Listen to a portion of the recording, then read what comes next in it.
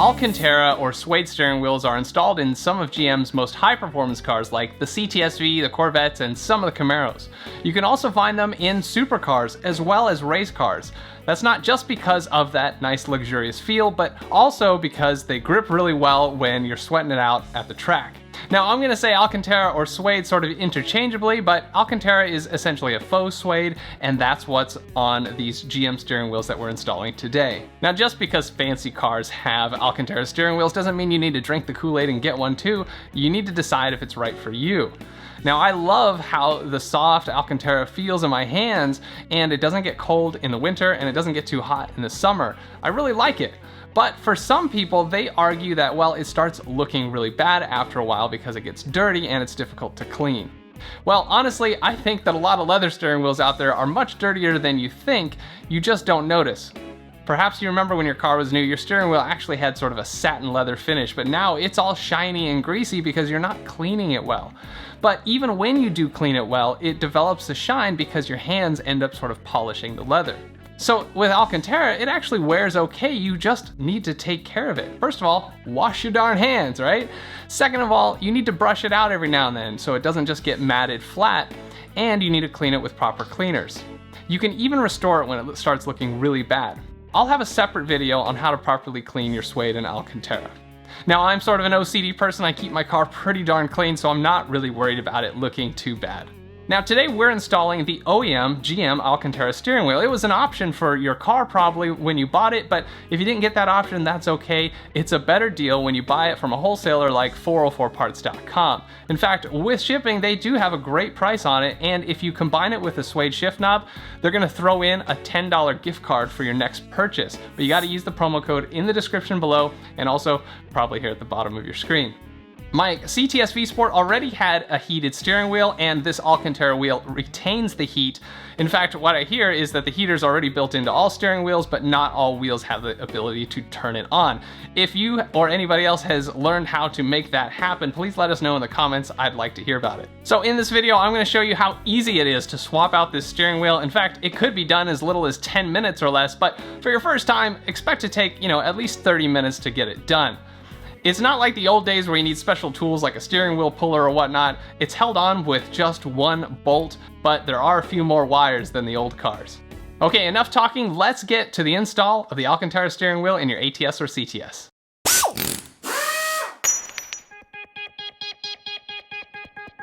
To install the suede steering wheel, the following tools are recommended. You may have different needs, but this is what I used. For sure, you'll need a long, thin tool like this. This is a number 4 Allen key, or you can use a punch or something. This releases the airbag. And you definitely need a T50 T50 Torx bit. This removes the one bolt holding the steering wheel on, and you'll want a good quality one. Of course, you'll need some way to drive it, so a large ratchet like this would work, or I used a long breaker bar because the bolt is pretty tight. Of course, you'll need any adapters associated, and you'll want some sort of extension to keep the bar clear of the steering wheel. A flathead screwdriver is needed to release an electrical clip that's hard to get to, a Phillips head screwdriver to remove paddle shifters if you have them, and a 10mm socket to disconnect the battery, and of course some way to drive it. You will need some blue Loctite to put on the steering wheel bolt so that it stays secure. You'll also need a torque wrench to set the torque on that bolt. Here's your 30-second overview.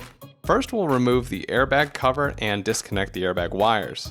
Then we'll remove the steering wheel controls and trim and disconnect the wires connected to those. Then there's 2 more wires to disconnect, remove the steering wheel bolt, and pull the steering wheel off. If you have paddle shifters, we'll swap those over to the new wheel and reverse the installation. Now, although not absolutely required, it's a good idea to disconnect the battery. Number 1, you're working with the airbag, and number 2, later you're going to be pressing on the horn when you put the airbag back. So just use a 10mm socket to loosen up your negative battery terminal, pull it off, and then hold it away from the battery with some type of non-conductive material. I just used this old socket rail. All right, let's take a look at our new wheel. You can see there's the clock spring connector up top. This is how it connects the electricity from the car to the steering wheel and allows the wheel to turn. And then there's 3 points at which the steering wheel buttons and trim mount. There are also connectors for the steering wheel controls and another black connector in the center. Lastly, here are where the paddle shifters mount and the hole where the wheel mounts to the steering column. All right, our first step inside the car now is to remove the airbag cover, and the cover has the airbag attached. That's why these are so expensive if you want to buy one. It's attached with these latch hooks. These little latch hooks will hook into the new wheel in these holes here. The latch hooks are held in place by this spring here noted in red. All you need to do is move the spring slightly inward to release the latch hooks like this. So that's why we use a tool like this number 4 Allen or similar, and it goes into these holes that GM designed into the back of the wheel. The tool goes in at basically a 90-degree angle, no odd angles here. Now when you first do this, it can be a little challenging because you're working in the blind, so practice on this wheel. Use the tool and push through the hole to push the spring. So when you bring it in, find the metal, listen for it, tap, tap, tap, and you know you found it. Now slide the tool along to the back side of the metal. If you miss the spring, you'll go in too far. There's no reason that the tool should go all the way in like this. So back it out, find the metal again, and then slide it along the back side, and you'll feel the resistance to the spring and the airbag will release. If you push it too far to the slot though, you'll need a hooked pick or something to pull it back out and get it back into position properly, and that may be a little bit of a pain. But don't worry, it's unlikely to happen. All right, inside the car now to do the real thing. Put your tool back there and feel for that metal on the inside. Listen for it. Okay, tap 3 times. Just like here, I know I'm on the metal, and now I'll just work the tool to the back side of the metal and release the spring. Okay, that's one side of the airbag, now I'll do the other.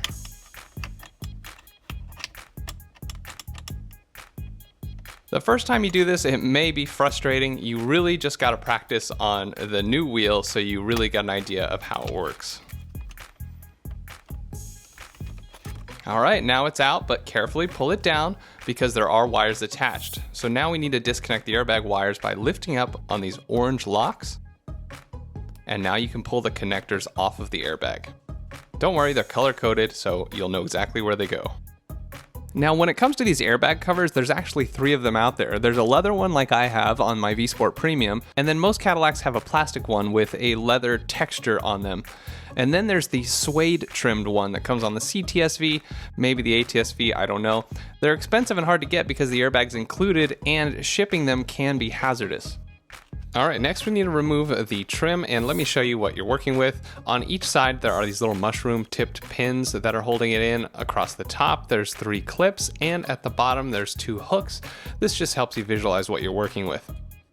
So first, we'll reach down here at the bottom and pull straight towards yourself and release that, and then get a good grip from behind the switches if you can, and pull straight forward towards yourself and release those mushroom tipped pins. Do the same on the right, and then the top has those clips. But it's all still connected with these 2 wire connectors. Here's a white one on the right and a black one on the left. You just need to use your finger and press in on the connector there, and that releases the lock. But you also need to pull sort of hard to pull the connector out, so it does take 2 hands. And we'll do the one on the left, it's black. I'm just gonna press right there and push out with my other finger. And now this is free, set it aside somewhere safe. Now we need to remove this small black connector in the center of the steering wheel. It has a clip on the sides that you just pinch with your fingers. And then up here, the clock spring connector, you'll need a flat tool like a flathead screwdriver to release its clip, and then it pulls straight out. Now you need to get your T50, T50 Torx, and we need to remove the steering wheel bolt. Now I tried this with my regular ratchet at first, and it was really hard. So I got something a little bigger, and that was really hard too. And what I found was that I was using all my strength to do this and losing stability, and this is where I realized it's time to stop. When working on cars, I've definitely learned my lessons in the past, and this is a great opportunity for me to strip out that Torx bolt, and that would be a very bad thing as it's the only thing holding this wheel to the actual steering column. So I decided to take a breath and do the right thing. One of the problem elements here is my Torx bit. They're cheap from AutoZone, and although guaranteed for life, they are already twisting. So I needed to change those, and I upgraded these to some good Craftsman ones. These are unlikely to twist, and they're probably made of better steel. So I had to drive to the store to do that, and I have to go back now and do all this work over again, but it's easy. It took me less than 120 seconds to get back to this point. All right, now I'm gonna use a big breaker bar instead. This will ensure I get more stability so it's safe on the bolt head and gives me more leverage and I don't have to try so hard. That sound you heard is not anything breaking, that's just the glue coming free that's holding that bolt in, and that's what makes this so hard. And it's still kind of hard to turn to get it out. And now you can just use a regular ratchet or a power tool to unscrew it completely. See all that blue Loctite or glue on the bolt? That's what made it difficult. With the bolt out, you can now pull the steering wheel away from the steering column. Just pull it straight out, and then be careful, don't yank on the airbag wires, thread them through the holes. All right, now we need to swap over our paddle shifters to the new wheel. These are pretty easy. You'll see that there's just a Phillips head screw holding each one on. And then there's electrical connectors going to them as well. You can pull those off first, but I found it easier to do it after the paddle shifter was released.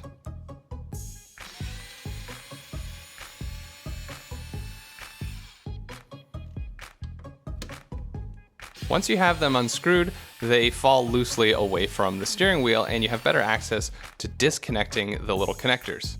Again, it's a typical connector, you need to pinch it at the right spot to release it.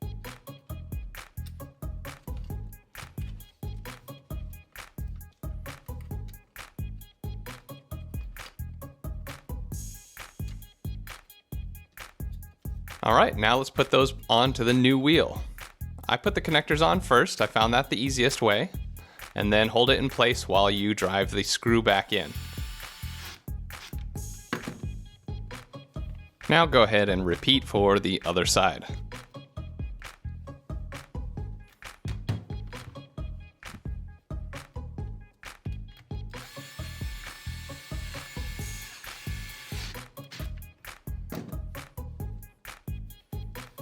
Now you have your wheel ready to install. First, route the airbag wires back through the top portion of the wheel and route the small black connector through the lower center hole.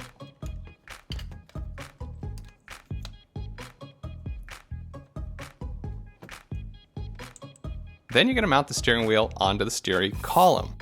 Note that there is a keyway, and this keyway needs to be aligned with the one on the steering column. So if it's not aligned, it won't go on, so don't force it. It'll slide on if you got it in the right spot. Also, what may be inhibiting the steering wheel is the clock spring connector. If it's not centered up to the top, it's not going to fit into the back of the steering wheel, so make sure that's set up right. It easily turns to one side or the other. Also, don't let that thing spin around too much. Once you find the right spot, it'll slide right on in. Now you can get a couple wires out of the way by connecting the clock spring connector and the smaller connector below. And now we'll secure the wheel with the bolt. Put some blue Loctite on the bolt. You only need a couple of drops, enough to cover about 1/4 inch of threads. Get the bolt started, and once you can't turn it anymore with your hand, go ahead and get a ratchet. I'm using my torque wrench as a ratchet, but you can use a regular ratchet until it's time to torque it down. We're going to torque it to 35 foot-pounds. But your torque wrench may not click at 35, go ahead and try 40, it's fine. And you may be thinking, but it took so much energy to get this bolt off. Well, that's because that Loctite was nice and dry.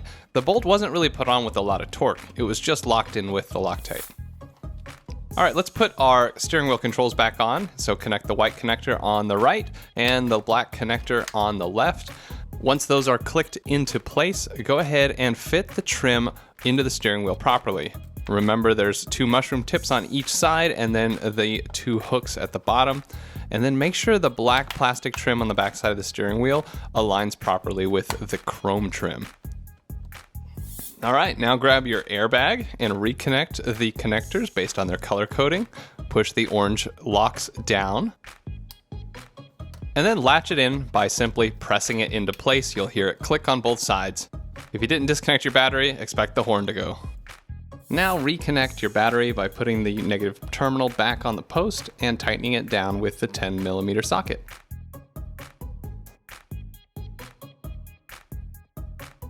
Now to address something kind of unfortunate. The Alcantara wheel didn't sit quite straight on my steering column like the old one did, and that was due to a manufacturing defect.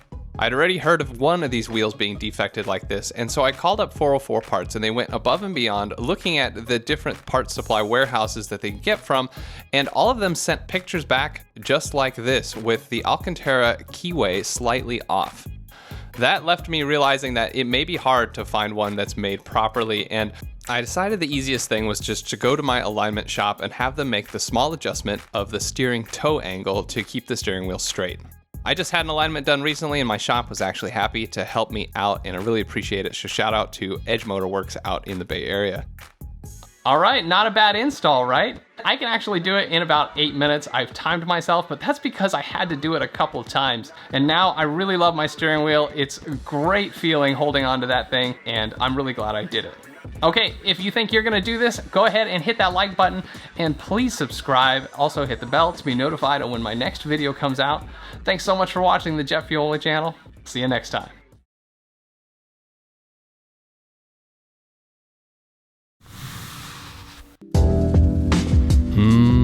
Yes, suede. Nothing like the soft, sultry feel of suede. I just want to touch it and feel its glorious, velvety texture. I want it in my hands. I want to drive it all night long.